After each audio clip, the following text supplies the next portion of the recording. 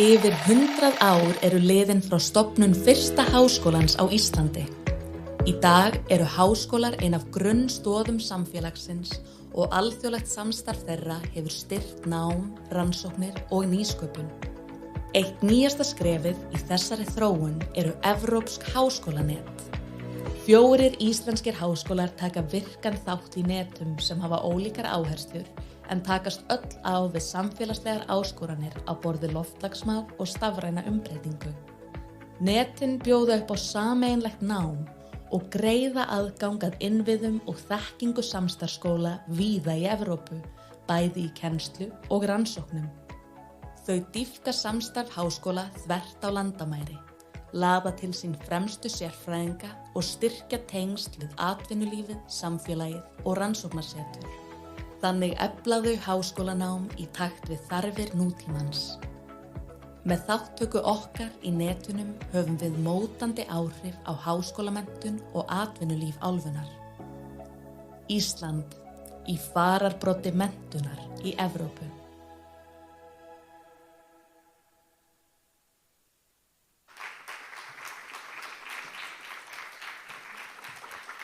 Halló. Bara glæsilegt myndband held ég að við getum verið sammála og setur tóninn fyrir daginn í dag. Kæru gestir, verið hjartanlega velkomin á þetta málþing sem ber yfirskriftina Eru evrópskir háskólar í fararbroddi, ávinningur og áskoranir íslenskra háskóla í evrópskum háskólanetum. Við erum hérna í troðfullum sal í Norræna húsinu og ég benda á að það er 1 sæti laust hérna og vonandi gengur, og 1 hérna líka í horninu, vonandi gengur ágætlega fyrir alla að fá sér sæti. Og ég býð líka hjartalega velkomin þau sem eru að fylgjast með okkur í beinu streymi í dag. En ég heiti Harpa Sif Arnarsdóttir og er sérfræðingur á mennta- og menningarsviði Rannís og verð fundarstjórinn ykkar hér í dag. Og það er framundan mjög fjölbreytt og líka mjög þétt dagskrá. Ég mun gera mitt besta til að halda okkur innan tímamarka. En í dag erum við hérna saman komin til þess að heyra sjónarmið stjórnvalda og háskóla, nemenda og atvinnulífs þau tækifæri og sameiginlegu sóknarfæri sem felast í þátttöku íslenskra háskóla í evrópskum háskólanetum. Og við ætlum ekki bara að ræða sóknarfærin, heldur ætlum við líka að eiga opið samtal áskoranirnar sem felast í þessu. Og þetta var bara 1 myndband sem við munum sjá í dag. Það verða líka frumsýnt hérna nokkur önnur myndbönd sem munu veita okkur innsýn í það hvað háskólanetin hafa verið að gera innan háskólana. Og það er rétt að geta þess að málþingið er samstarfsverkefni 4 háskólana sem eru í evrópskum háskólanetum og líka Rannís, Rannsóknarmiðstöðvar Íslands og menningar, nýsköpunar og háskólaráðuneytis. Og það er einmitt með dyggum stuðningi ráðuneytisins að það var hægt að stofna hér samstarfsvettvang og skipuleggja þetta málþing og útbúa þessi myndbönd. Og ég vil líka þakka sérstaklega Fanneyju Karlsdóttur, verkefnisstjóra Áróranetsins hjá Háskóla Íslands, Kristján Schulze, rannsókna- og alþjóðafulltrúa Landbúnaðarháskóla Íslands, Ragnheiði Þórhallsdóttur, verkefnisstjóra á rektorskrifstofu Háskólans í Reykjavík og Kasper Símó Kristjansen, rannsóknarstjóra Háskólans á Bifröst, fyrir frábært samstarf í undirbúningi þessa málþings og líka öllum þeim öðrum sem lögðu á sig ómælda vinnu til þess að dagurinn í dag geti orðið að veruleika. Og það er með því sérstaklega ánægjulegt að Logi Einarsson, menningar, nýsköpunar og háskólaráðherra skuli vera með okkur hér í dag og flytja opnunar ávarp sýn stjórnvalda á málaflokkin. Þannig að ég segi, ráðherra, orðið er þitt.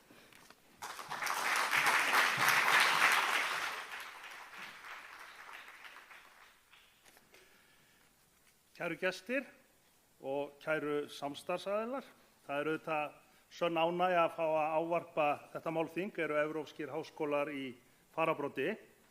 Hér fer einmitt fram mjög mikilvægt samtal framtíð íslenskra háskóla og hvernig við mótum evrópskt samstarf til að efla menntun, rannsóknir og nýsköpun. Ég vil byrja á að þakka háskólunum og Rannís fyrir að standa að þessu viðburði í góðu samstarfi við ráðuneytið og fyrir það ómetanlega starf að tengja íslenska háskólasamfélagi við Evrópu og hinn stóra og ört stækkandi þekkingarheim. Það er auðvitað sérstaklega ánægjulegt að 4 íslenskir háskólar skuli nú vera þátttakendur í evrópskum háskólanetum og hafa komið á fót sameiginlegum samstarfsvettvangi sem styrkir samráð, miðlun og reynslu. Þetta samstarf hefur skilað árangri, meðal annars í greinargerð sem varpar ljósi á helstu áskoranir í þróun og rekstri alþjóðlegs náms og sú vinna mun nýtast við þróun okkar í ráðuneytinu á þessu nýja fjármögnunarlíkani háskóla sem á að styðja einmitt betur við alþjóðlegt nám og örnám á Íslandi. Markmið okkar býsna skýrt að Ísland verði þekkingardrifið nýsköpunarsamfélag með sterkt alþjóðlegt tengslanet. En til að það verði að veruleika þurfum við hæfileikaríkt fólk sem að vinna saman að öflun, miðlun og nýtingu þekkingar með sjálfbærni og nýsköpun að leiðarljósi. Og háskólarnir gegna þar algjöru lykilhlutverki. Þeir þurfa að útskrifa nemendur sem búi yfir alþjóðlegri færni, gagnrýninni hugsun, skapandi krafti sem getur tekist á við tæknibreytingar og samfélagslegar áskoranir framtíðarinnar sem eru stórar. En hugvitið, það dugar því miður ekki eitt og sér. Við þurfum líka öfluga rannsóknar og tækni innviði og tengslanet sem gerir okkur samkeppnishæf á alþjóðlegum vettvangi. Og þar koma háskólanetin sterkt inn. Þau opna aðgang að sérþekkingu, innviðum, tækifærum til alþjóðlegs náms en líka til rannsóknar og nýsköpunar. Þessi áhersla í fullu samræmi við áherslur íslenskra stjórnvalda og stefnu til árið 2035 að byggja upp Ísland sem opið, skapandi, alþjóðlega tengt þekkingarsamfélag. Ég vil einnig fagna því sérstaklega að samstarfsvettvangurinn hafi verið opnaður fyrir alla háskólana 7. Því markmiðið alþjóðavæðingu náms og aukin hreyfanleika nemenda sameiginlegt verkefni okkar allra. Til að styðja þetta þá tókum við í ráðuneytinu nýlega þá ákvörðun að veita 100 milljónum króna til háskólana til að taka þátt í evrópskum háskólanetum til að efla þátttöku þeirra og þróa samstarfið enn frekar. Við viljum líka sjá fleiri íslenska stúdenta afla sér erlendra reynslu og markmið okkar að 20–23% útskrifara háskólanema hafi stundað nám eða fengið þjálfun erlendis. Það eflir ekki bara einstaklinginn, heldur allt samfélagið. Það verkefni okkar allra, háskólana, stjórnvalda og landsskrifstofu að leita leiða til að auka þátttöku íslenskra háskólanema í Erasmus+ og öðrum alþjóðlegum áætlunum og gera erlenda reynslu að sjálfsögðum hlut að námi ungs fólks á Íslandi. Að lokum þá vil ég taka undir þá hugmynd sem að komið hefur fram að móta heildstæða alþjóðastefnu fyrir íslenska háskóla í starfi við háskólasamfélagið og með faglegum stuðningi Rannís. Slík stefna getur samræmt markmið, skýrt hlutverk og tryggt að rekstrarumhverfið styðji betur við alþjóðavæðingu. Við eigum að nýta Evrópusamstarfið til framdráttar íslensku samfélagi og það ljóst að tækifærin eru auðvitað mjög mörg, þau eru spennandi og þau mörg hver innan seilingar. En ég þarf víst að standa þinginu reikningsskil minna gerða í opnum fyrirspurnatíma og get því miður ekki setið þetta spennandi þing, en hér talsvert af fólki úr mínu ráðuneyti sem mun upplýsa mig það sem hér fer fram og ég bara þakka ykkur kærlega fyrir og óska ykkur góðs gengis. Takk.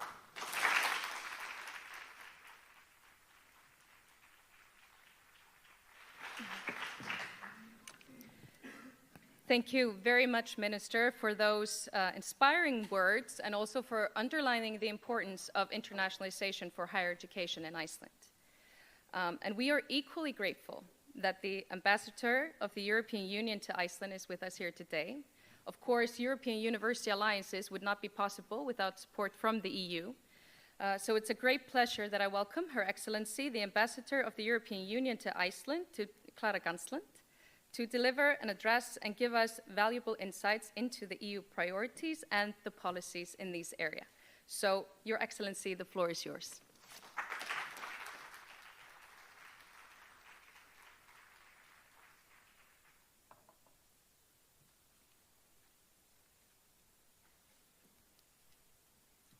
So, it's a real honor and pleasure to be here. Thank you so much for inviting me. Dear Minister, dear rectors, dear distinguished guests. So I would like to begin by thanking the organizers for uniting key stakeholders to discuss European University Initiative and how this can benefit the collaboration with Icelandic higher education. And I would like also to acknowledge the active role of the Ministry of Culture, Innovation and Higher Education, as well as RANIS, in these efforts. The European Union strongly believes in supporting higher education and driving research forward, because these are important building blocks for future generations and for all of society. And this is why the European Commission launched the European University Initiative back in 2017. This initiative has and is primarily funded through the Erasmus Plus program, with a record of around 1.2 billion euros. This is around 170 billion Icelandic krona during the period 2021 to 2027. So a very important initiative. It includes 70 European university alliances, creating important synergies between European and national priorities, driving excellence, innovation, sustainable development, and competitiveness. The European University Initiative has expanded a lot over the last years, with now almost 650 universities participating, and now constitutes a key pillar of what we call the European education area, which is consisting of both European Union member states and partner countries such as Iceland. And earlier this year, the European Commission published a report on the impact the European Universities Initiative has so far. And this shows that the alliances have indeed expanded learning flexibility and international opportunities for students, for example, by creating over 600 new joint study programs, including around 160 joint degree programs. All of this contributing to skills development, innovation, and stronger links between education and labor market needs. And it's very great to see that 4 of Iceland's universities are active participants in these European Universities Alliances, within a broad range of different disciplines. Iceland continues to be an active participant in these efforts and has demonstrated how close cooperation between the EU and partner countries can benefit students, researchers, and society. And I trust that this is something that you will discuss very much in depth here today, with concrete examples from the Icelandic universities involved. The key message for the European Union and Universities Initiative has been consistent since its inception in 2017, namely to encourage and to facilitate deeper integration between education, research, innovation, and society, as well as student and staff mobility. This is not only about funding, it's also about building a more connected, innovative, and competitive Europe. This is where talent and knowledge circulate freely and where universities drive societal change. To realize the full potential of the alliances, we must continue to remove barriers within the European education area. We must continue to align national frameworks where possible and to ensure long-term investment. And the European Union remains committed to working closely with Iceland to deepen these partnerships, to strengthen innovation ecosystems, and to make universities key drivers of Europe's future. Finally, I want to wish everybody a fruitful seminar, and I'm very confident that together we can build an even stronger European education area and achieve this vision of the European University Initiative. Thank you for your attention. Thank you.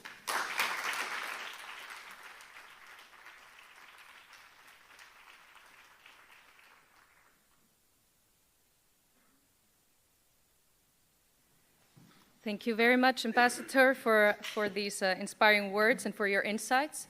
It's nice to hear and be reminded that the European Universities Initiative is not just about funding. It's also about the shared belief that we are stronger together, and it's about building the kind of higher education that we want to see in the future. But now I will switch back to Icelandic og ég ætla að bjóða rektora íslenskra háskóla sem eru í evrópskum háskólanetum að koma að fá sér sæti ásamt pallborðsstjóra og við ætlum að fá að skyggnast eða fá frumsýningu á fyrsta myndbandinu hér í dag þar sem við fáum innsýn í starfsemi háskólana.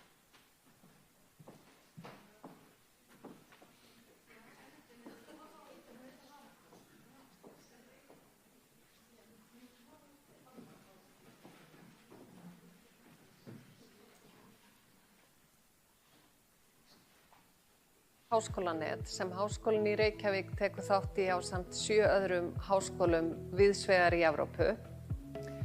Markmið netsins að efla þverfaglegt samstarf og tengsl við samfélagið, sérstaklega á sviði taugatækni og auka þannig líkur á nýsköpun og þróun lausna bæði hvað varðar forvarnir og meðferð tengt heilatengdum sjúkdómum og áverkum.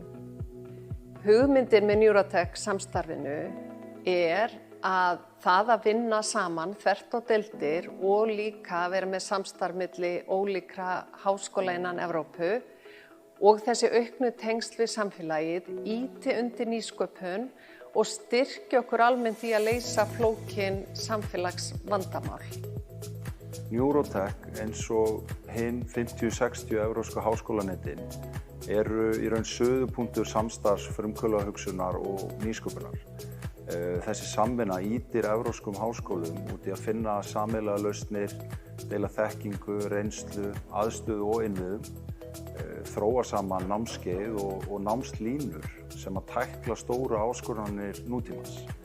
Þetta að mínum mati frábært tækifæri fyrir nemendur en ekki síður fyrir akademíska starfsmenn og rannsakendur sem hafa oft gott að því að fara út fyrir sinn þægindaramma.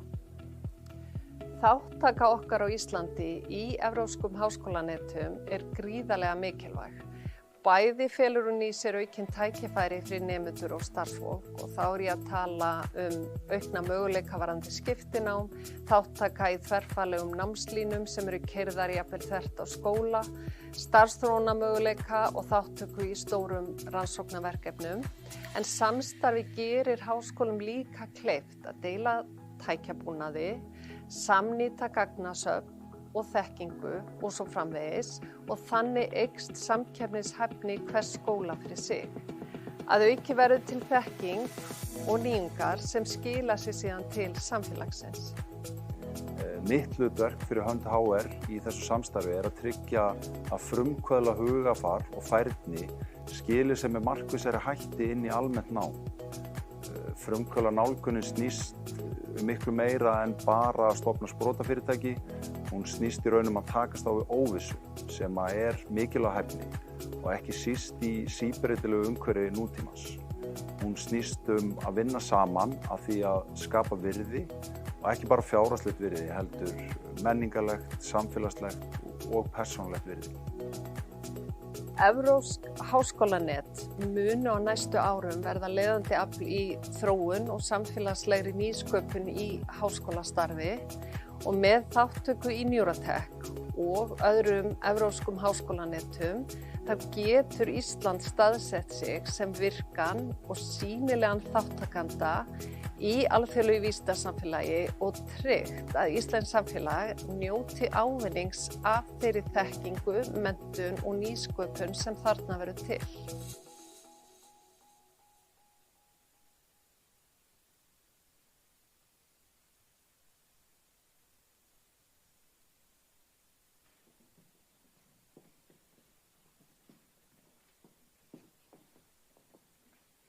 Já, góðan daginn, góði gestir.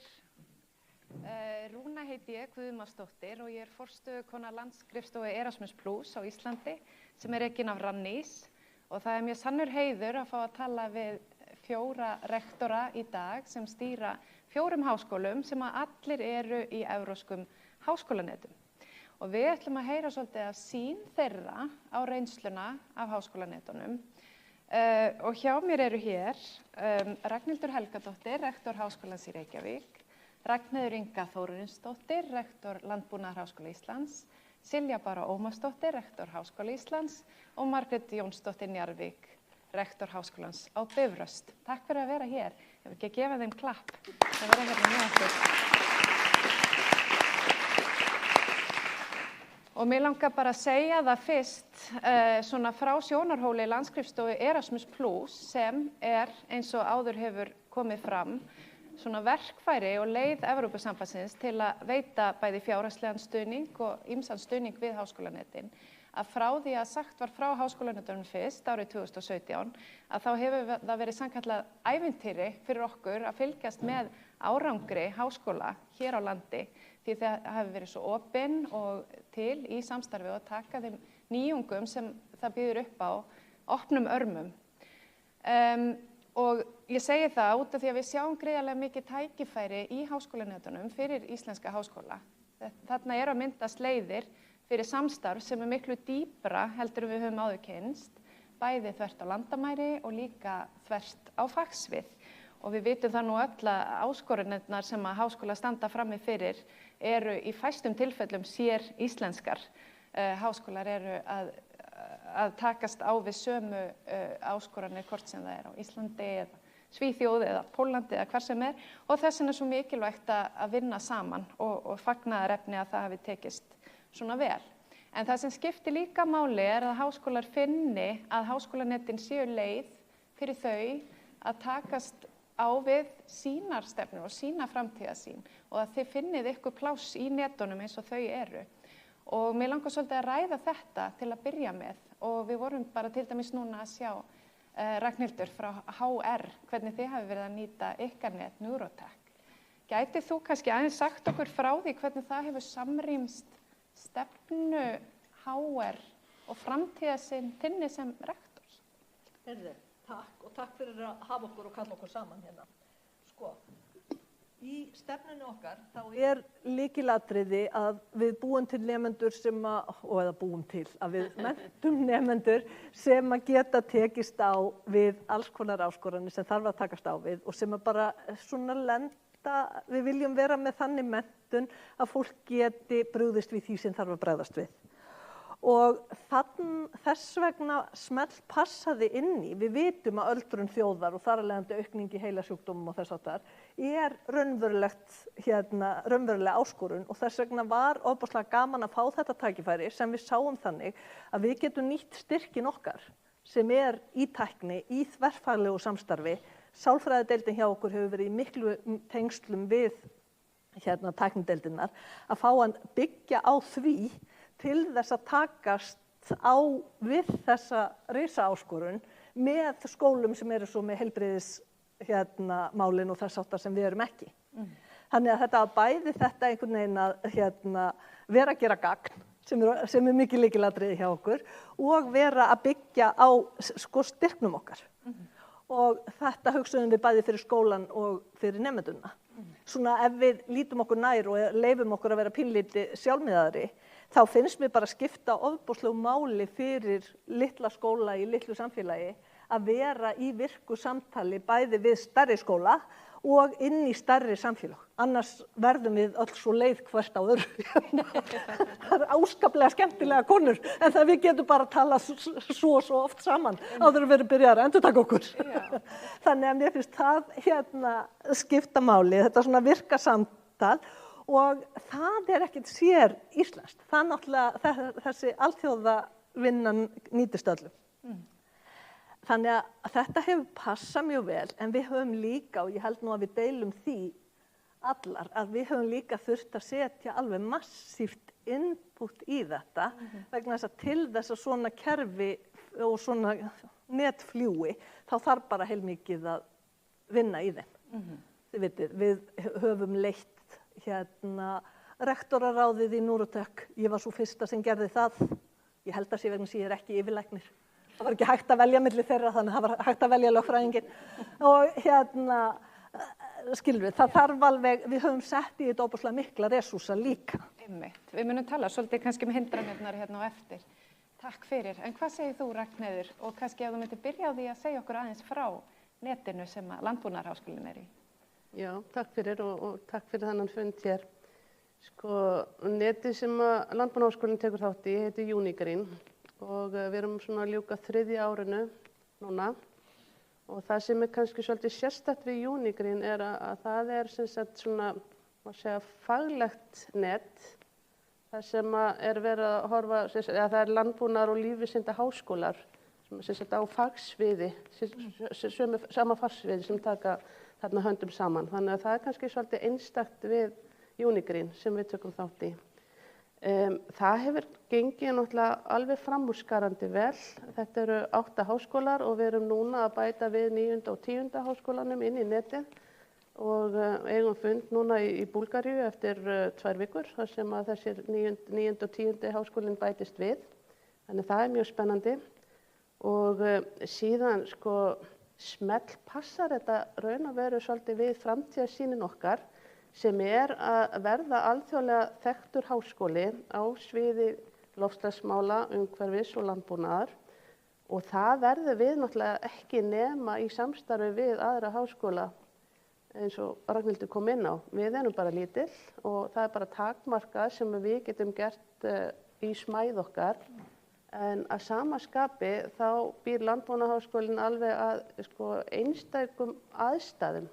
Staðsetningin okkar inn á Ramsar-svæði sem sem sagt alþjóðlegt svæði fuglaverndar og með alveg gríðarlegt landsvæði og með alveg framúrskarandi sérfræðing á sínum sviðum, bæði loftslags, landbúnaðar og umhverfismála og við erum í raun og veru bara svona segull á fólk á þessum sviðum sem vill koma á norðlægar slóðir og starfa hér. Þannig að við erum með ríflega 20% okkar starfsfólki erlent en vill vera hér áfram. Doktorsnemar okkar sömuleiðis sem koma vilja vera hérna starfandi áfram líka. Þannig að svona, við erum svolítið sterk í staðsetningu og smæð okkar.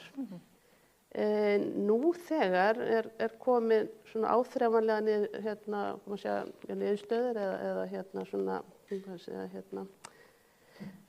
útkoma úr þessu og mér langar til að nefna tvennt í því sambandi. Við erum komið með sameiginlegt doktorsnám með skólanum þarna og síðan erum við að undirbúa sameiginlegt doktorsnám með Lífvísindaháskólanum í Pólandi sem að við myndum aldrei geta gert ein og sér af því að það bara mjög dýrt að byggja upp þá aðstöðu sem þarf og þá hugmyndafræðin sú að við byrjum hér fyrstu 2 árin á Íslandi og bjóðum upp á nám sem að mjög einfalt fyrir okkur af því að þetta svona nánast nám sem við eigum til innan búvísinda. Þurfum aðeins að bæta við anatómíu og eitthvað svona en síðan fer þá hópurinn út og tekur þá 3. árið og 4. 5.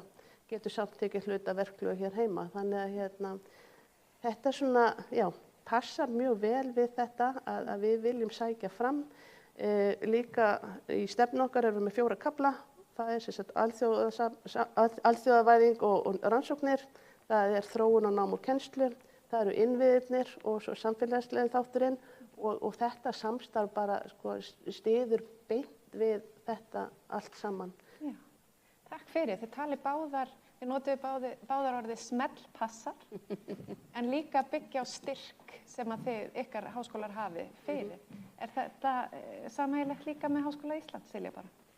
Já, Aurora samstarfið sem er netið sem við höfum verið í, það í raun og veru endurspeglað í áherslum, þetta eru þetta lengra samstarf núna heldur en stefnan okkar, en endurspeglast meðal annars í þeirri áherslu að háskólinn skuli vera opinn og alþjóðlegur. Þannig að við viljum nýta þessar tengingar til þess að bæði stúdentar og starfsfólk hafi tækifæri til að dýpka sína alþjóðlegu reynslu. Það er eitt sem að við höfum séð svona að stúdentar ekki jafn mikið að fara í heilu misseri eða árin í skiptinám, þá er þetta leið til þess að fara í þessi skemmri námskeið sem eru kannski bara vika og síðan að upplifa alþjóðavæðingu heima fyrir með námskeiðum sem að koma eru haldin hér, þar sem að kennarar og nemendur úr samstarfsskólum koma og eru þá að taka þátt í þessum verkefnum. Og við nefnum Aurora samstarfið sérstaklega í stefnunni sem leið til þess að raungera hana. Við reynum að tryggja að það sé gott aðgengi. Við erum með stóran hóp sem við kallum kjarnahóp Aurora, 40 manns sem eru bæði stúdentar og starfsfólk sem að eru í reglulegu samtali þau verkefni sem við viljum vinna að. Og við samstarfið við erlendu háskólana og með netunum auðvitað að skapa tækifæri til að þróa og efla háskólanámið, kennsluna, rannsóknina og rannsókna innviðan okkar. Þannig að við séum að nýta allt eins vel og við mögulega getum. Smæðin hefur þau áhrif auðvitað, við þurfum kannski að byggja upp meira heldur en svona á haus, heldur en víða annars staðar. Og þetta hefur verið greiðlega stórt tækifæri, bara að sækja námskeið, að fá fólk í heimsókn, við erum með til dæmis kveikjunámskeið í samfélagslegri nýsköpun sem hefur verið haldið árlega, þar sem að stúdentar koma víða að og okkar nemendur taka þátt. Hæfnirammi sem fer svona aðeins út fyrir Lewis hæfnirammin sem hefur verið þróaður, sem fer svona aðeins út fyrir kannski skólastofuna og horfir á það hvernig við mentum, finnst mér allavega að lýsa þessu best, og hvernig við mentum manneskjuna, hvernig manneskjan verður betri í gegnum námið. Mér finnst það mjög flott verkefni. Við höfum síðan verið þarna í formennsku, leitum seinni umferðina á fjármögnun þessa verkefnis og erum þess vegna með stýringu og fjármálaumsýsluna, þannig að þetta gríðarlega mikið verkefni og auðvitað skiptir lykilmáli að finna það er áhugi í ráðuneytinu á að styðja við þetta starf vegna þess að þetta kostnaðarsamt. Við erum að fá töluvert mikið út úr þessu en við leggjum líka mikinn kostnað í það, þannig að það skiptir máli að stjórnvöld séu með í því að standa straum af því. Takk fyrir. Margrét, Háskólinn á Bifröst svona nýjastur í hópi þeirra íslensku háskóla sem gengið hafa til evrópskra háskólaneta. Geturðu sagt okkur stutt frá ykkar neti og hvernig þetta kemur til, hvernig rýma við ykkar framtíðarsýn? Jú, aldeilis. Við sóttum 3 svarum, þannig að við þekktumst rosalega vel þegar styrkurinn fór í gegn. Þannig að það var komin liðsheild og mjög skýr sýn á það sem við vildum gera. Og ég einmitt mjög þakklátt fyrir að við séum að ræða stefnu hér í dag því að Evrópa hefur mjög skýra stefnu. Ísland ætlar að búa til stefnu í háskólamálum sem ég vona að gerast mjög hratt, þannig að þetta verði ekki eins og menntastefnan, hún klárast í lok kjörtímabilsins og svo kemur nýstu ríkisstjórn. Því að það er svo mikilvægt fyrir okkur með það litla fé sem við höfum og undir fjármögnun á háskólastigi að það sé alveg skýr stefna hvert við erum að fara. Gæðaráð með eina stefnu, reiknilíkanir með aðeins önnu viðmið en samt og þannig að við þurfum að fara aðeins í vestur, aðeins í austur, þannig að við séum með alveg skýrt hvert við ætlum að fara. Og vitaskuld, við vorum að ljúka við okkar stefnu þannig að við vorum búin að sníða hana algjörlega að OpenEU og þetta ekkert annað en það sem breytir leiknum fyrir okkur. Núna erum við hluti af 370.000 nemendum, við erum með 2.000 á Bifröst, nú þeir 370 og við erum með öllum helstu fjarkennsluháskólum í Evrópu. Okkar nemendur eru eldri en venjulega og þetta fólk sem með börn, 65% nemendur okkar eru í meistaranámi. Þau eru ekki að fara í hálft til heilt ár í skiptinám og við höfum fengið mjög góðan meðbyr fyrir því gagnvart Rannís að okkar nemendur flokki sem nemendur sem eru með aðrar þarfir þannig að við getum skipulagt skemmri dvöl, þannig að nú verið að skipuleggja námskeið á ensku hjá öllum þessum háskólum sem fela í sér stuttar ferðir, því að það ábyrgðarhluti fyrir Ísland að ætla sér að vera með meistarnám og doktorsnám fyrir fólk á þessari pínu litlu eyju. Það ábyrgðarhluti að við verðum að fjölga doktorsmentum hér, við erum með helmingi færri doktorsmenta en til dæmis Bandaríkin og þess vegna ég bara afskaplega þakklátt að sitja hér í dag og að ræða stefnu í háskólamálum á Íslandi og hvernig við náum sem mestum árangri. Og þetta til dæmis erum við nú þegar búin að skipuleggja doktorsnám með háskólanum í Barcelona, þannig að því að við höfum haft grunnnám og meistaranám en okkur vantaði þriðju hæðin á húsið sem veldur því að við getum ekki náð árangri að sækja í alþjóðlega styrki eins og við erum ekki með doktorsnema, nú það breytt, nú fer þetta allt í gang. Þannig að strax erum við að njóta mjög góðs af þessari vinnu og ég bara þakklátt fyrir hvað tók langa tíma að fá umsóknin í gegn vegna þess að við erum komið með sambönd allstaðar þar sem hlutirnir ganga betur fyrir sig og bara takk fyrir þetta því stefna það sem að fer vel með peninga landsins. Takk fyrir og takk fyrir að tala stefnu og þú talar mikilvægi þess að stefnurnar allar séu að leiða í sömu átt. En hvaða máli skiptir það fyrir Íslands samfélag að háskólar séu að ganga í ákveðna átt í alþjóðamálum? Það óskaplega mikilvægt fyrir okkar litla land. Eins og ég tala ábyrgðarhluti að vera mennta allt eða fólk á doktorstigi á þess að þurfa að dvelja erlendis því að við erum til dæmis allar menntaðar erlendis og komum heim með hugmyndir, það búið að móta okkur erlendis frá og þetta, þú veist, bara eiga hugafar. Það gott og gilt, sérstaklega þegar búið að henda fólki til útlanda í dágóðan tíma og þetta skiptir máli í meðferð fjármuna, gæðamálum og öllu. Þetta lykilatriði. Ragnhildur Gissvel. Ég lögfræðingurinn í mér verður alltaf pínu stressaður þegar talað efnislega stefnu í háskólamálum fyrir alla. Vegna þess að ég lít svo á að háskólar séu, þeir eigi það sameiginlegt með dómstólum, að það ríkisvaldið á að styðja við þá, það á að hafa þá sterka, en það á líka að hafa þá sjálfstæða vegna þess að það sjálfstæðið sem leiðir þá í mismunandi áttir, þannig að það sé val og þannig að nýsköpunin sem kjarni starfsins ná að blómstra. Þannig að ég held að þetta sé sannarlega fagnaðarefni, en ég öfunda ekki þá sem þurfa að dansa línuna að búa til einhvers konar alþjóðastefnu án þess að hún sé svo stýrandi að við það kannski verði ekki vel unnað. Þannig að örlítil leiðinleg varnaðarorð hérna. Einmitt, kannski má tala ramma í staðinn fyrir stefnu Betra. Ramma sem háskólarnir eiga heim í. Einmitt. En finnst þér, Ragnhildur, fyrst þú ert með orðið, finnst þér Íslands samfélag vera njóta til fulls ávinningsins af alþjóðlegu samstarfi háskólanna? Eitthvað sem stendur í vegi fyrir að við séum að njóta ágóðans eins og við gætum verið að gera? Mér finnst þetta ferlega skemmtileg spurning og ég held að við eigum að hugsa hana pínlítið víðara heldur en bara háskólanetin. Í fyrsta lagi þá eigum við að muna að innan fagsviðs þá eru allir fagheimar litlir. Stjórnskipunar umhverfið í Bandaríkjunum lítið, hvað þá annað, skiljiði. Þannig að þetta bara, það allstaðar gott að fá fæið, vísindin alþjóðleg, eins og við vitum.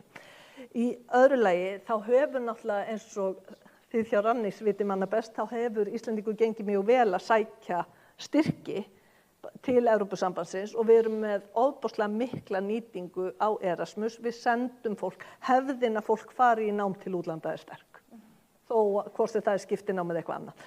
Þannig að ég held að í öllum svona tölulegum samanburði við önnur lönd, þá háskólakerfið og háskólamenntun hér alþjóðleg, mjög alþjóðleg.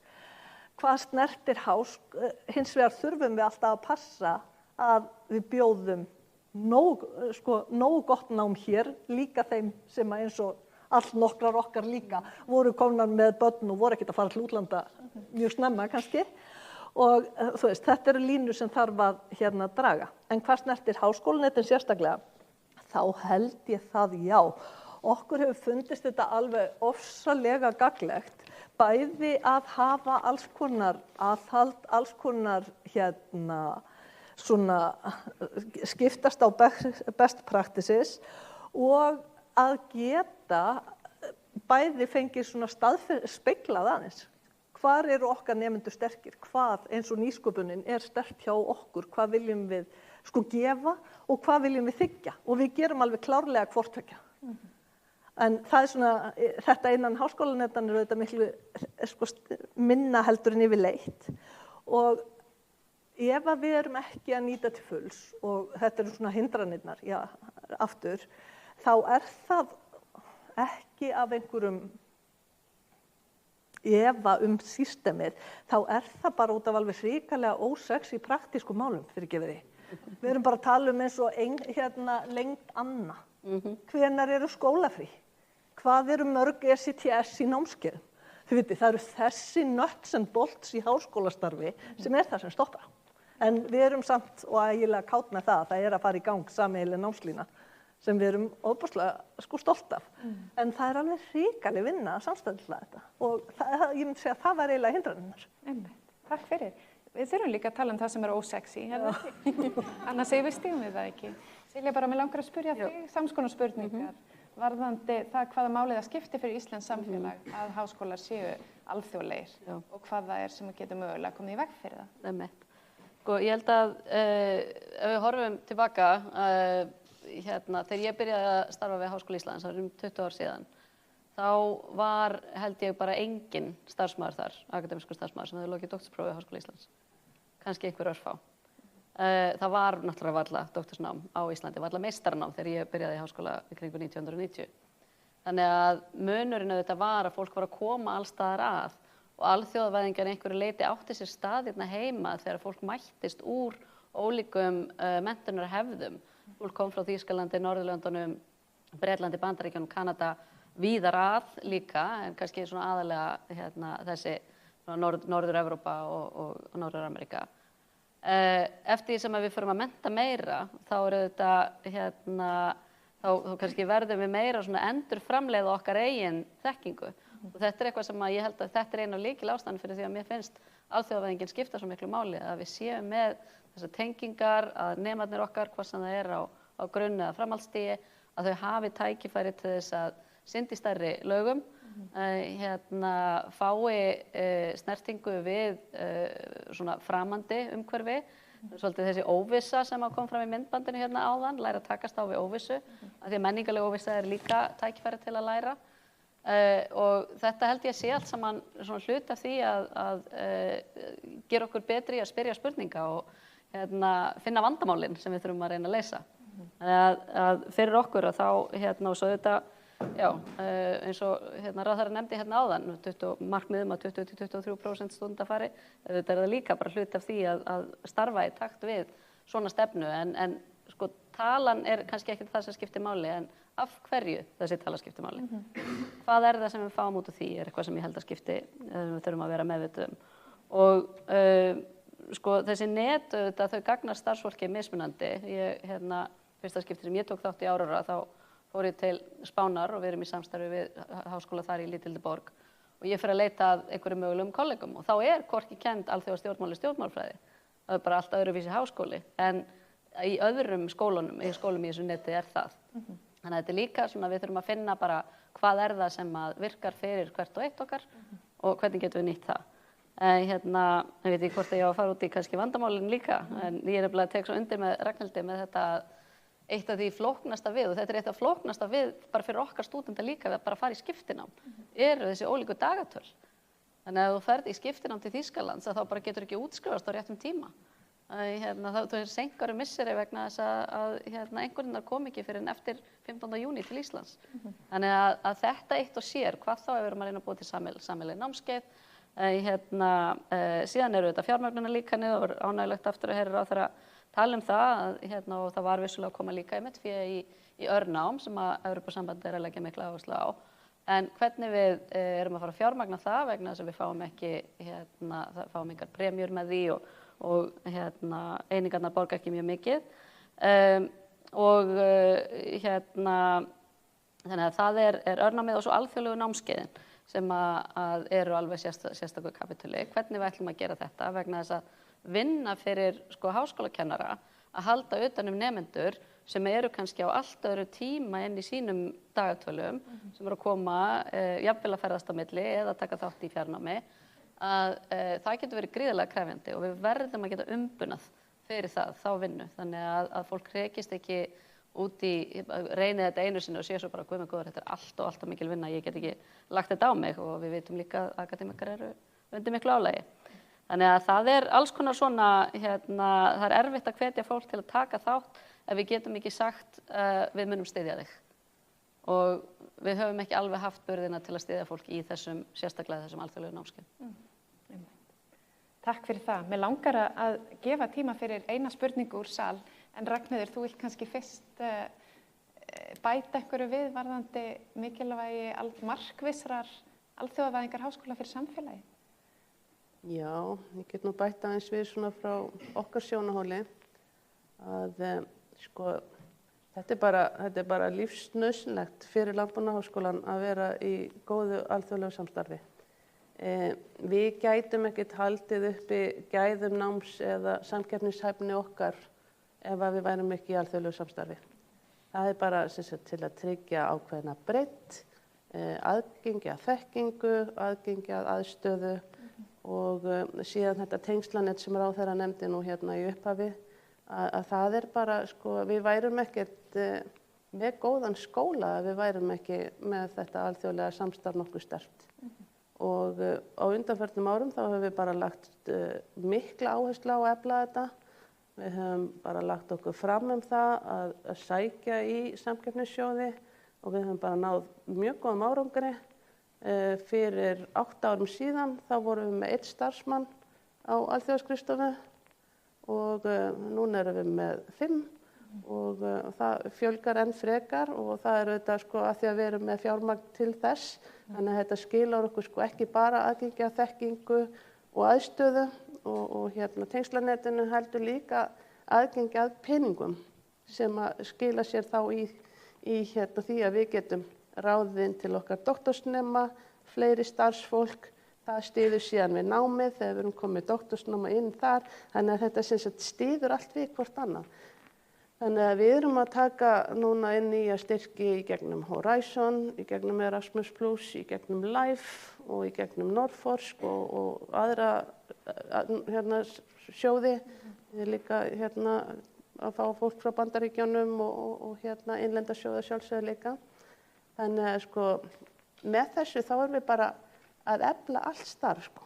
Fáum meiri pening, fleiri doktorsnemendur, fleiri alþjóðlega birtingar í ritundum tímaritum, betra nám, betri gæði, betri innviði og erum að sinna þá samfélagin okkar betur. Þannig ég myndi bara absolutt segja sko að Landbúnaðarháskóli Íslands gæti bara lokað ef við værum ekki með sterkt alþjóðlegt samstarf. Það er bara svoleiðis. Það er bara þannig. Einmitt. Og peningar skipta máli og skortur á þeim er hindrun á alþjóðastarfi. Það hefur komið skýrt fram. Ef við höfum kannski 1 mínútu eða svo fyrir eina spurningu, að þá er orðið laust úr sal. Það er ein spurning, möndur þú kynna þig bara og segja hverjum spurningin er ætluð?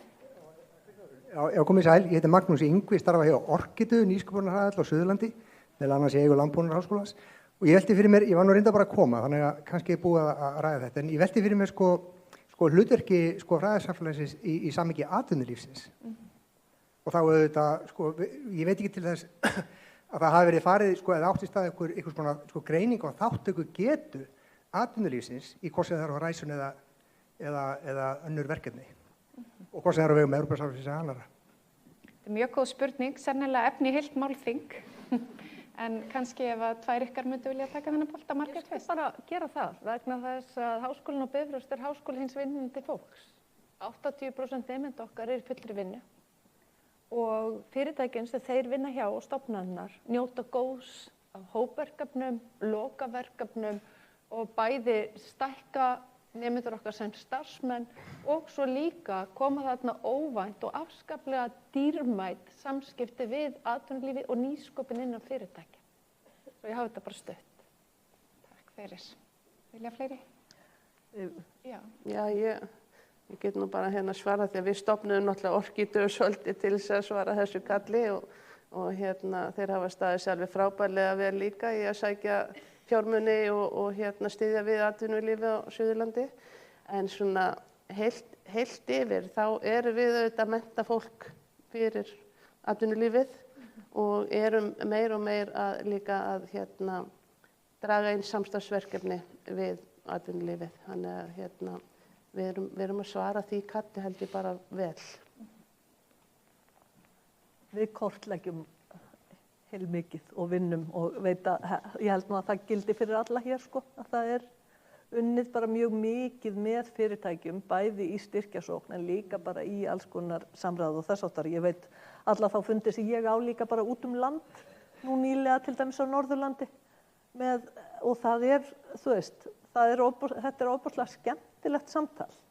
En virðið fyrir atvinnulífið og samfélagið að við erum í báðum þessum samtölum. Við erum líka í þessu sem við erum að ræða, þannig að við háskólarnir eru þarna, ef svo má segja, svona ákveðið millistykki og ég held að það sé ofboðslegt virði.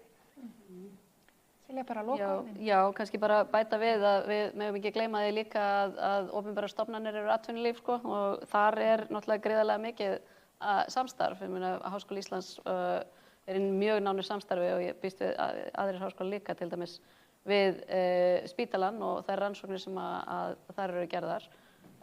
Risastyrkur sem var að koma inn í gær, það sem að í fjarskiptum og það sem að almannarómur til dæmis, eitt af því sem skiptir okkur hvað mestu máli, gervigreindin og hvernig hún talar íslensku í samskiptum við þessa stóru gagnavera uppbyggingu á Evrópumarkaði. Það skiptir auðvitað gríðarlegu máli að við séum í þessu samtali ekki bara innan háskólana, vegna þess að auðvitað erum við að þjálfa fólk til þess að starfa á bæði opinberum og einkamarkaði og þar viljum við hafa góða tengingar.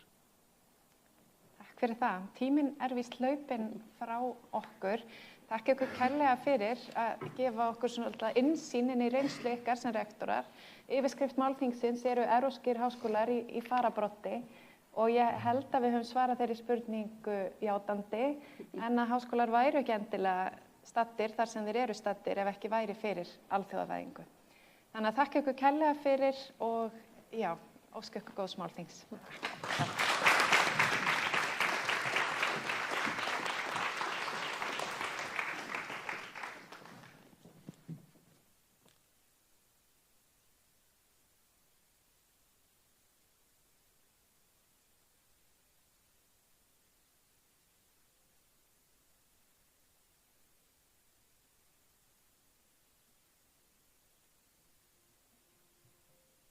In August, we hosted the Uni Greenland Art and Environmental Design Summer Workshop. It was made in Kronetti. It was a 10 days intense program with 29 students from different universities across Europe. The focus was on how art and design can engage with the fragile ecosystems.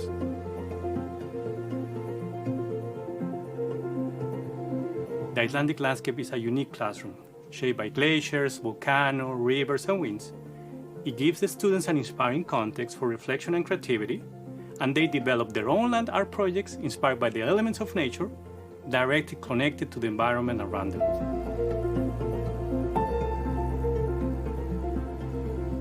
They developed much more than academic knowledge. It was also an experiential and cultural journey, living and working together, sharing perspectives, experiencing the Icelandic nature and culture. That combination made the learning memorable.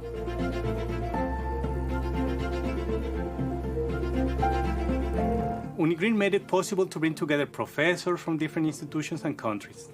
The mix of expertise created a very unique atmosphere of collaboration and creativity. For the students, this energy took the learning experience to a new level and demonstrates what international cooperation in higher education can achieve.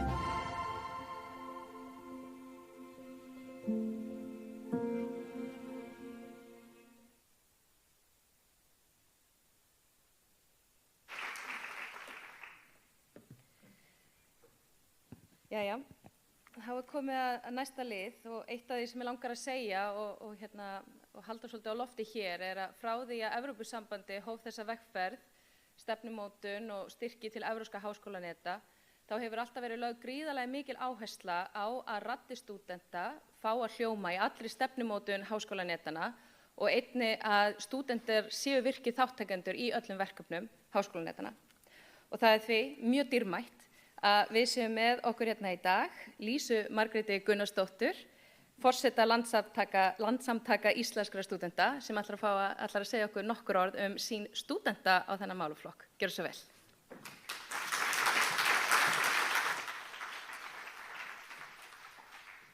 Sæl veriði og takk fyrir að leyfa mér að ávarpa þetta góða málþing og takk fyrir góðar og fróðlegar umræður hér í dag. Evrópsk háskólanet eru byggð á öflugri hugmynd. Hreyfanleika til þess að byggja upp tengslanet, sækja þekkingu og vaxa og dafna þvert á landamæri á sama hátt að við gerum innan veggja einnar háskólastofnunar. Að tengja saman stærri og smærri stofnanir og gera þeim kleift að vinna sameiginlega að áskorunum nútímans. En háskólanetin ekki bara net háskólastofnana, heldur liggur kjarni þeirra í námssamfélögunum og sérstaklega stúdentunum. Við í stúdentarhreyfingunni vitum að fyrir sum okkar raunveruleikinn enn sá að hugmyndin nám erlendis virðist flókin, dýr eða utan seilingar og ferlið veltur enn á frumkvæði einstaka nemenda eða forréttindum þeirra. Stúdentarhreyfingin í Evrópu, þar á meðal á Íslandi, leggur ríka áherslu á að stefnumótun evrópskra háskólaneta byggist á inngildingu og aðgengi og að tekið sér mið af ólíkum aðstæðum stúdenta. Það skiptir máli að ferlið sé einfalt og aðgengilegt og að lögð sé áhersla á sjálfvirka viðurkenningu á námi, sveigjanlega námsstyrki og námsleiðir sem auðvelt að hreyfa á milli háskóla svo eitthvað sé talið. Á næstu árum og áratugum, eftir því sem íslenskir háskólar taka fleiri skref í átt að evrópsku háskólasamstarfi, einmitt lykilatriði að eiga áfram í virku samstarfi og samtali við stúdentarhreyfinguna á landsvísu og bæði til þess að tryggja að sem flestir stúdentar viti af þeim tækifærum sem standa þeim til boða. Það kannski verkefni næstu ára. Við vitum að minna en fjórðungur veit af þeim tækifærum sem eru til staðar eins og staðan í dag. Og við verðum sömuleiðis að tryggja að rödd og upplifun stúdenta endurspeglist í stefnumótun, áherslum og mótun evrópskra háskólaneta á Íslandi á öllum stigum. Stúdentarhreyfingin sér mjög mikil tækifæri í þessum samstarfsvettvangi og með því að hlúa áfram að kjarnanum, nemendunum, getum við byggt upp framtíð þar sem að hreyfanleiki ekki munaður, heldur innbyggður og samofinn hluti af háskólanámi. Þannig rennum við stoðum undir öflugt og alþjóðlegt háskólasamfélag í stakk búið til þess að takast á við áskoranir framtíðarinnar. Takk fyrir mig.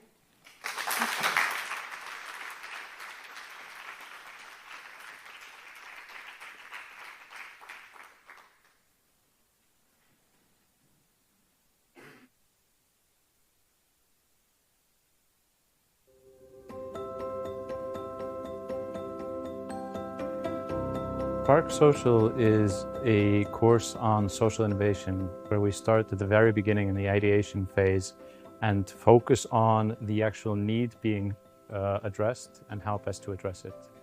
As teachers and facilitators, we are trying to overcome the traditional problem-solving approach and try to teach them how to reframe problems and how to have a future-oriented vision. Now we have 50 students yearly for the last number of years to come here to Iceland from all the Aurora universities. The benefit of having students come to Reykjavik from all these different countries is definitely that they create a new type of dialogue, new type of cooperation that we just can't quite get electronically. They have to get together in this pretty intense final workshop so that they can really break through into the next phase of their projects. Students have the possibility to address very complex societal challenges thanks to the help of inspiring talks by different professionals and researchers, and as well with a transdisciplinary group work in an intensive week. Transdisciplinarity is not interdisciplinarity. Interdisciplinarity is that you come with your own expertise and you just put that on the table and contribute to a larger discussion. But transdisciplinarity is that when you learn to question your own expertise, thanks to the expertise of others. If you think about social innovation, it's all about different perspectives and diverse thinking. It's been proven, and we know based on studies, that real innovation happens when you bring people with different mindsets and different backgrounds together, and that's what this project is all about. So it's really fun to see people from more technical background looking at a problem completely different way than someone with more like a business point of view. We have like different ideas from different subjects that all come together. While we all agree upon the problem, it's really interesting to see how we have our own different solutions, but also different views on the same solution. So I can bring my perspective, but my technical perspective, and I think that can make the difference.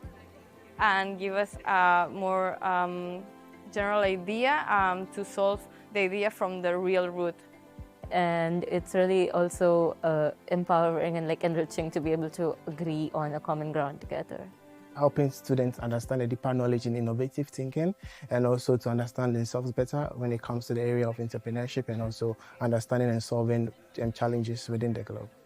And even though this is just the beginning, hopefully they've started working on something that can have a huge impact. Well done.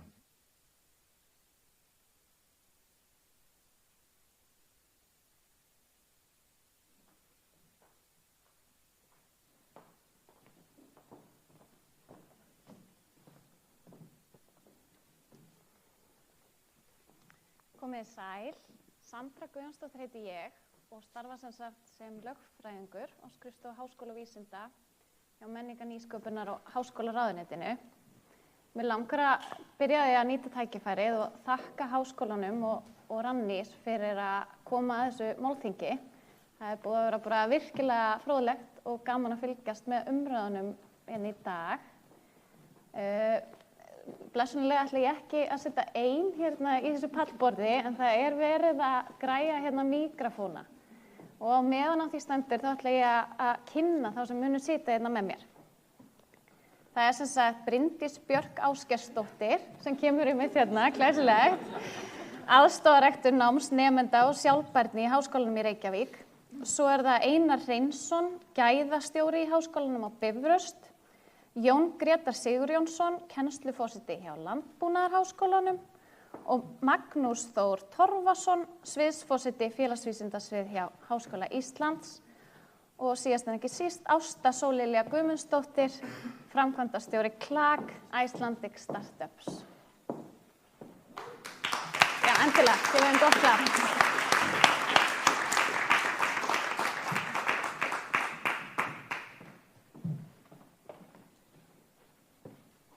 Mér langar kannski að byrja á þér, Magnús, að við vorum að horfa hérna á myndbandum Kveikju. Þú hefur verið virkur í Aurora-netinu alveg frá upphafi og meðal annars komið að þróun þessara námsleiða eins og Kveikju og meistaranám í nýsköpun og viðskiptaþróun. Hvernig sér þú svona sem sviðsforseti að áherslur í kennslu innan háskólanetina undirbúi nemendur sem best fyrir framtíðina? Já, ég náttúrulega í tengslu við Kveikju þá vorum við að leggja áherslu á svona eina af þessum 5 stoðum sem eru í Aurora, sem þessi samfélagslega nýsköpun. Síðan erum við líka með 4 aðrar stoðir, eða það sem við köllum svona domains, sem eru svona þverfagleg knippi af þekkingu sem við erum að leggja áherslu á. Þetta eins og heilsu og velferð er eitt knippið. Við erum með stafræn og hnattræn, svona borgaraleg þáttaka og fleiri atriði, sjálfbærni og loftslagsbreytingar. Og með því að vera með þessi sameiginlegu námskeið, þessi samvinnu á þessum sviðum, að þá komumst við miklu dýpra. Eins og rektorarnir sögðu, við erum öll skemmtileg en maður þarf að hitta annað fólk og ég held að við sé bara mjög skýr dæmi það hvernig þetta samstarf í rauninni kemur mann í snertingu við fólk sem er að gera sömu hluti á mjög svona sérað frá öðru sjónhorni. Þannig að þessi svona áherslusvið, þetta gefur okkur kleift að fara dýpra í áherslusviðin, en svo eru þetta líka bara þessi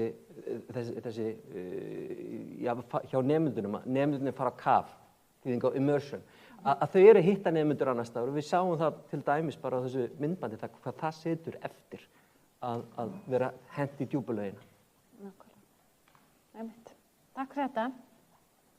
Þá ætla ég að fara með yfir til þín, Bryndís. Þú hefur lagt ríka áherslu á jafnréttismál innan Háskólans í Reykjavík.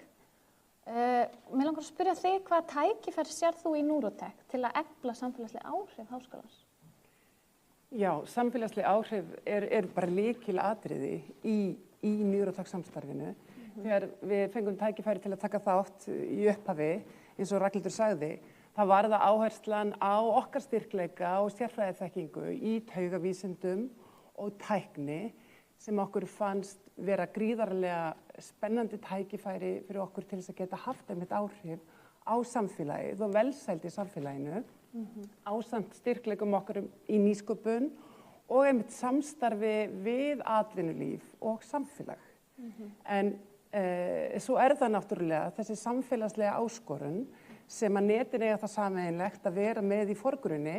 Í okkar tilviki við það að byggja upp nýja menntun sem ekki til í raun í heiminum í dag, vísindastarf og nýsköpun sem býr til leiðir til forvarna, meðferðarúrræða og þjónustu við fólk sem að glímir við taugafræðilegar raskanir, heilaskaða og heilasjúkdóma sem okkur sem samfélagi hefur bara reynst mjög erfitt að finna viðeigandi meðferð við, til dæmis Alzheimer, Parkinson, geðraskanir eru þar líka undir, ADHD og einhverfa, svo eitthvað sé nefnt, að þarna eru tækifæri til samfélagslegs ávinnings og velferðar samfélagsins gríðarleg ef vel gengur og í því sambandi að þá erum við að vinna í svona transdisciplinary aðferðafræði sem bæði þessi þverfaglega samvinna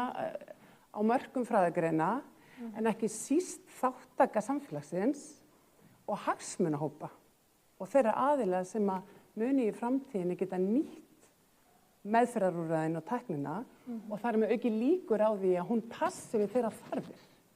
Þar kemur náttúrulega réttlætið, jafnréttið og réttlætið mjög sterkt líka vegna þess að með því að geta mætt þessum áskorunum og ég tala nú ekki ég meina samfélögin, við erum að eldast sem þjóðir, þannig að þetta eru áskorunir sem munum bara aukast og þarna eru gríðarleg tækifæri með til jafnréttis, til þess að fólk geti lifað heilbrigðara lífi lengur, tekið þátt í samfélaginu, tekið þátt í atvinnulífinu og menntakerfinu. Svo það náttúrulega innan okkar stofnana að þá eru tækifærin fyrir nemendur okkar, kennara, vísindafólk og ekki síst starfsfólk á stóðsviðum, tækifærið að vinna í alþjóðlegu samstarfi, alveg bara ofboðslega dýrmætt samfélagslega og mun líka auka fjölbreytni og inngildingu fyrir allt okkar fólk. Já, þetta mjög spennandi verkefni. Þá fer ég kannski bara yfir til þín, Einar. Það hefur orðið svona mikil þróun og breyting, má segja, innan Bifrastar undanfarin ár. Þar samstarfsnetið OpenEU. Hvernig sér þú einhver tækifæri til að styðja við gæðastefnu háskólans og svona gera háskólanum kleift að takast á við áskoranir þar?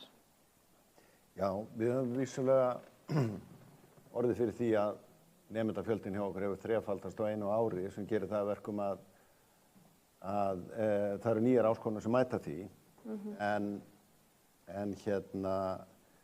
við erum ennþá, eins og hefur komið fram í máli eiginlega allra smá tjóðsýnda, við erum ennþá samt, þó við séum bara 2000, þá erum við mjög lítill háskóli á alþjóðlegum mælikvarða og þarna opnast náttúrulega leiðir fyrir okkur til þess að þróa gæðakerfið okkur gæðastefnuna mjög mikið. En vissulega það sem hjálpar þegar kemur að gæðasamstarfi ekki, gæðastefna ekki bara á Bifröst, heldur í öllum háskólum á Íslandi, þá tekur gæðastefna skólana gríðarlega mikið mið af þeim kröfum sem gæðamat háskóla gerir hér á Íslandi og gæðamat háskóla náttúrulega byggir á evrópskum stöðlum, fyrst og fremst. Við erum öll að vinna eftir sömu stöðlunum og það mjög gaman að gæðamatið einmitt að sækja aðild að Evrópusamtökunum akkurat núna, þannig að við erum öll að leiðin í sömu áttina.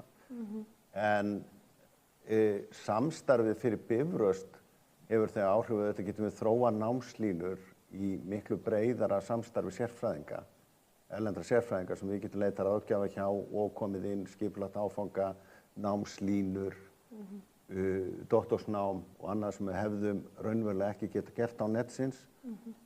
Til viðbótar höfum við valið þá leið að þegar allar deildir þurfa að ganga í gegnum sjálfsmat úttektir á 3-5 ára fresti og núna opnast þessi möguleiki fyrir okkur og við erum farin að senda fulltrúi hverja einustu deildar til hinna aðildarskólana í OpenEU og erum búin að setja þá kröfu að þeir skuli benchmarka sig eða bera sig saman við deildað eigin vali innan netsins sem að gefur okkur leið til að setja okkur ný markmið og ná lengra fyrir hverja viðkomandi deild og síðanst ekki síst held ég að skipti miklu máli í sambandi við samfélagsþátttöku því að eitt af stóru verkefnunum og áskorunum sem OpenEU einmitt að eiga við að mæta þeim þjóðfélagshópum sem eru svona hefðbundi séð ekki hluti eða sækja ekki inn í háskólanám. Þannig að við erum að horfa í okkar tilfelli fyrst og fremst á fólk sem býr út á landi og fólk sem talar ekki íslensku sem móðurmál og hvernig við getum aukið þáttöku þessara aðila í háskólanámi og þá hendar Bifröst tiltölulega vel að því að við erum eingöngu fjarnámsskóli og það fólk sem býr út á landi sem vill búa þar. Það gott að heyra. Takk kærlega fyrir þetta, Einar. Ef ég færi mig til þín þá, Jón, þú ert nýr kennsluforseti við Landbúnaðarháskólann. Þú líka reynslu í að leiða skipulagsbreytingar í öðrum háskólum. Hvernig sér þú fyrir þér að þú getur nýtt Unigreen aðildina sem tæki til umbóta og til að efna samkeppnishæfni háskólans í alþjóðlegu samhengi? Sko ég held að Unigreen og bara yfir höfuð háskólanetin séu svona grunnforsenda þess að við getum verið samkeppnishæf og auki gæðin hjá okkur.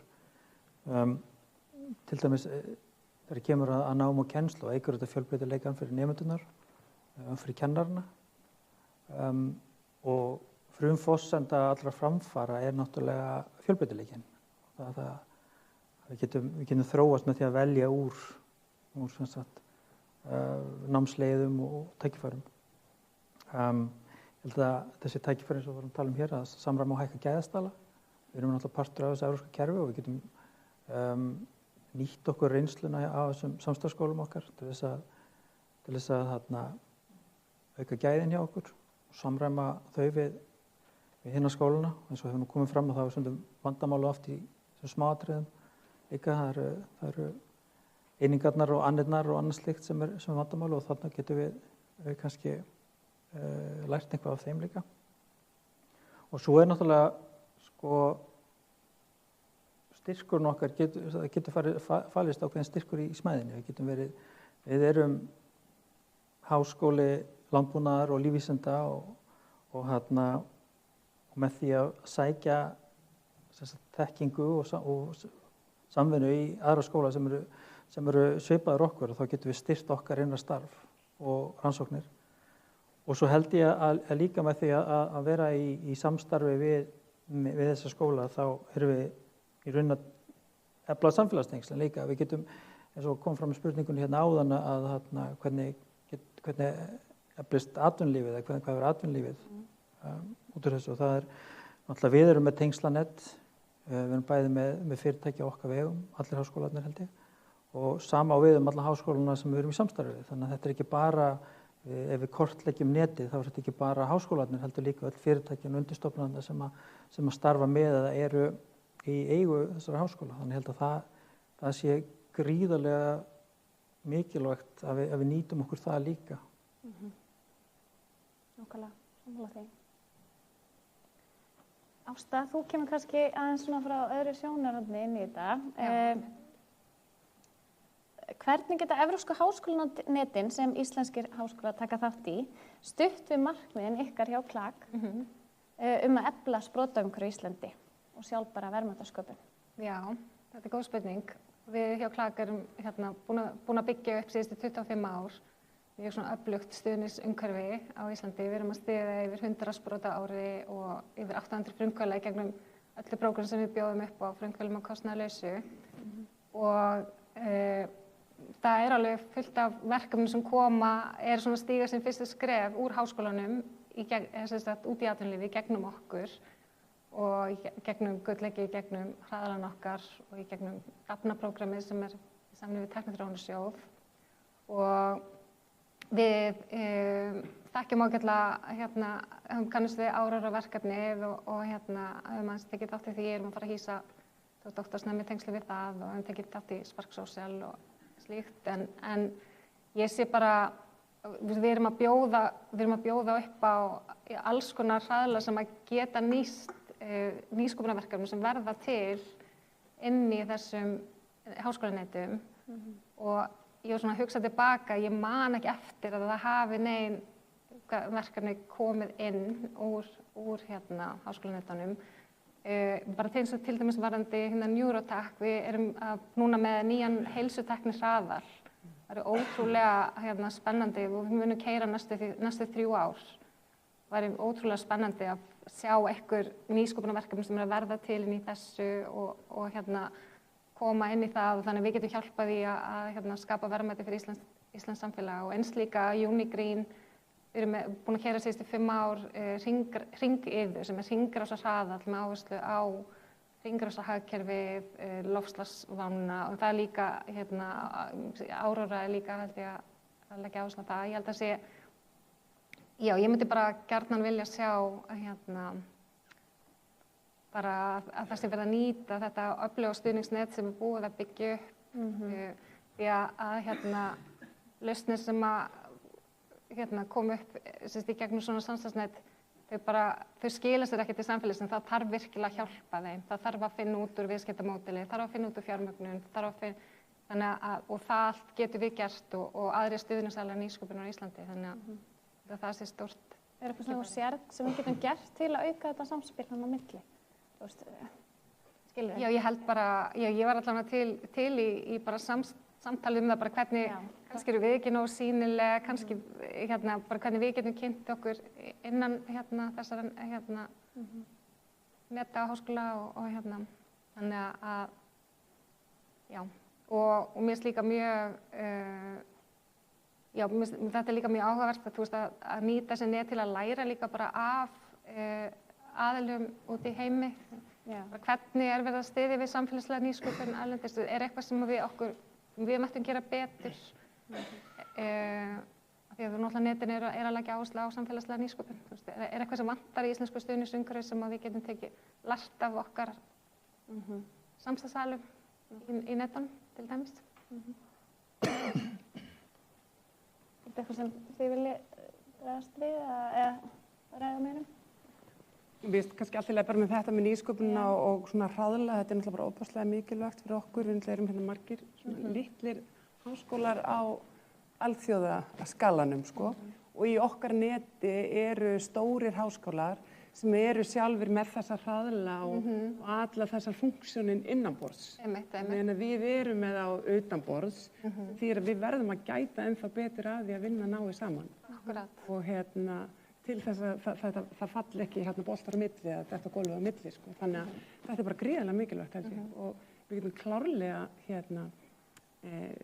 bara við myndum græða mikið á því að fá eitthvað meira með inn í netin. Já, algjörlega. Og var alveg gaman að taka saman. Þetta er búið að vera í gangi Heyrismið síðan 2017. Það er alveg bara svolítið gaman að skoða. Er eitthvað verkefni sem hafa ratað úr þessum háskólanetum bara inn í stuðningsumhverfið á Íslandi sem hafa orðið að grunnsprótafyrirtækjum og mögulega samstarf ykkar líka við þetta háskóla og hraðlanum sem er í gangi þar. Það sé þá samstarf og þeim ættu ekki líka. Það getur verið gagnlegt. Algjörlega, það er mjög áhugavert. Takk kærlega fyrir þetta. Mér langar svolítið núna bara að kasta boltanum út í sal, hvort þið hafi ekki einhverjar spurningar sem brenna á ykkur. Engin? Það trúi því. Já, það er einn. Sæl, ég heiti Svavar frá Háskóla Íslands. Mér langaði bara að heyra hvort að þið væri með einhver svona skoðanir á því hvers konar stuðning þið myndið helst þurfa frá stjórnvöldum til þess að efla netin. að ykkar mati? Einhver sem vil byrja? Já, endilega. Pening. Nei, ég myndi ekki... Svarið okkar. Ekki alveg svona beint, en staðreyndin svo að við erum öll að vinna hérna í mjög litlu, eins og framöfu komið átt, litlir háskólar í litlu umhverfi og við lifum öll samkvæmt kennisetningum ákveðins reiknilíkans.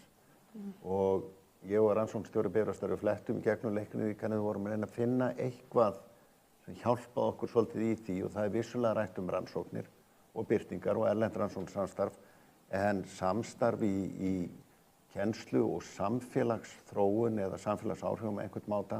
Við gátum ekki fundið þetta því mig alveg leiðrétta með þetta rangt hjá mér en ég gat ekki séð að vissulega veit ég að eins og kom fram í máli ráðherra að það er verið að setja einhverja 100 milljónir í þessi net sem er mjög gott en sko við erum ofboðslega fá að reyna að sinna ofsalega mörgum störfum og þar á meðal og við vinnum sinna þessu vel og eins og framkom í máli hérna félaga mín í panelinu þá erum við að vinna með stórum háskólum.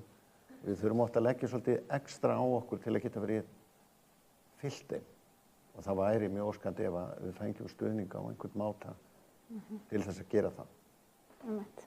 Magnús, þú vildi líka bregðast við? Já, auðvitað, alltaf peningar eru til alls fyrstir. En ég held að það sé líka alveg hægt að nefna samstarf og athygli. Og þessi atburður hér er náttúrulega bara dæmi það vegna þess að hlutir eins og þetta fjárhagslíkan sem að keyrir háskólann áfram.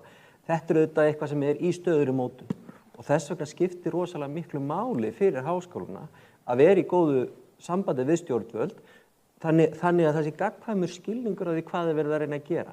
Þannig að þegar að fólkið í ráðuneytunum er að vinna í því hvernig það ætlar að skipuleggja þessa hluti, að það þekki persónuleikendur, þekki verkefnin, skilji hvað sem þarf. Vegna þess að auðvitað er þetta meira heldur en að maður geti svarað í svona í einni spurningu, heldur þarf þetta að vera bara viðvarandi samtal það hvernig við getum gert þetta sem best. Og við vitum það líka að auðvitað viljum við meiri peninga en það er ekki alltaf meiri peninga að fá, þannig að það skiptir máli að umgjörnin sé þannig að það sé hægt að nýta þá resursar sem við fáum sem best. Ég vil bara taka undir þetta og þetta snýr í raun að sjálfbærni netana. Maður fann alveg fyrst þegar við fórum í þessa vegferð og þá var ákveðin ótti við það þetta yrði ekki sjálfbært. Þannig að netin þurfa að verða sjálfbært til framtíðar ef við ætlum raunverulega að geta notið ávinningsins af netinu vegna þess að það tekur tíma. Það tekur tíma að byggja upp þessar námslínur og þetta vísindastarf sem á að hafa veruleg áhrif á samfélagið. Það er tímafrekt en það þarf að geta verið long term. Þannig ég held að þessi þættir hérna í því séu alveg mjög mikilvægir. Ég tek líka undir það sem starfsmaður ráðuneytisins og það er auðvitað gríðarlega mikilvægt fyrir okkur að einmitt koma á svona málþing eins og hér í dag og sjá hvaða áskoranir eru fyrir endi. Er ykkur fleiri spurningar? Ein. Takk, ekki endilega spurning, mér athugasemd, bara frábært að hlusta og sjá þetta samtal sem er farin af stað í dag og ég bara minna svona á síðustu 5-6 árum síðan háskólanetin byrjuði á Íslandi. Ég held í gegnum 4 háskólanetum sem eru nú starfandi, það eru tæplega miljard íslenska krónur sem kom til landsins. Það við búin að stækka einlega nemendafjölda landsins, það eru tíuföldu við nemendafjölda landsins. Það eru kannski samtals tæplega 500.000 stúdentar í háskólanetum sem eru tengt okkur. Og maður hugsa það og það tekur alltaf tíma að láta þetta svona synga inn hvað mun gera þetta með okkur í framtíð.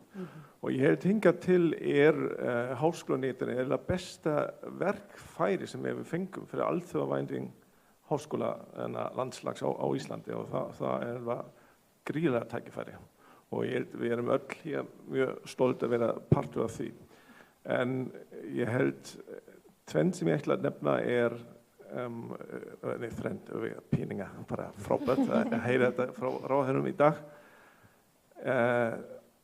þetta samskipti sem við byrjum við erum allir að milla háskólanetin en þetta samtal sem gerist í dag þetta alveg frábært og mikilvægt og við vonum allir að við getum haldið áfram og við þurfum líka að útskýra háskólanetin fyrir nema, fyrir kennara, fyrir samstarfsfólk og eiginlega fyrir samfélag.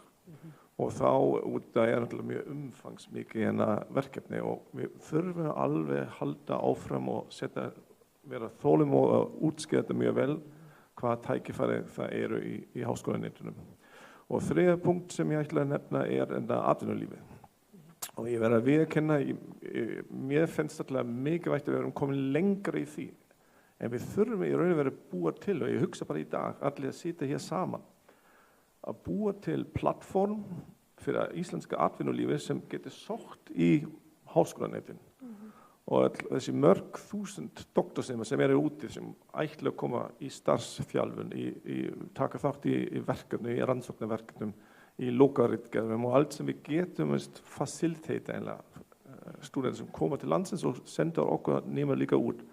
Að nota þetta network í kringum öllum þessum háskólum sem taka þátt með fyrirtækjum og stofnunum, þetta alveg verk að vinna. Og ég bara mjög góð feeling að það byrja í dag.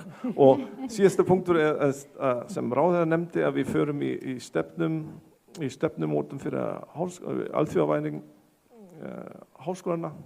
Það mjög mikilvægt að allir taka þátt í því til að forma opinber stefnu fyrir alþjóðavæða háskólalífið hér á Íslandi. Já, takk fyrir mig, svona sætt komment. Takk kærlega fyrir þetta voru mjög góðir punktar.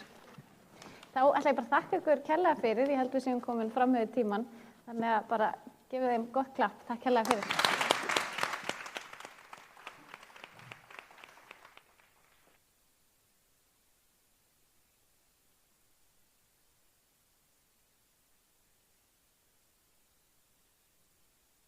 Komið að lokum hjá okkur hér í dag. Við viljum bara nýta tækifæri til þess að þakka ykkur öllum kærlega fyrir komuna og ég vil bara hvetja ykkur öll auðvitað til þess að fylgjast áfram með þróun evrópsku háskólanetana og í því sambandi vil ég bara nefna tvennt og það að samstarfsvettvangurinn, hann með vefsíðu á heimasíðu Rannís, heimasíðu Landskrifstofu Erasmus+. Hvet ykkur til að kíkja þangað inn, við munum uppfæra vefinn og setja inn fleiri upplýsingar þar og vonandi auðvitað myndböndi líka. Og svo hefur þessi viðburður verið streymt í beinu streymi og hann hefur líka verið tekinn upp. Þannig að ef ykkur finnst eitthvað af þeim upplýsingum og umræðum sem komið fram hér í dag í erindi til ykkar samstarfsfólks, hvet ykkur eindregið til þess að deila upptökunni áfram og halda samtalinu gangandi. Og þá segi ég bara takk kærlega fyrir frábæran dag og góða þáttöku.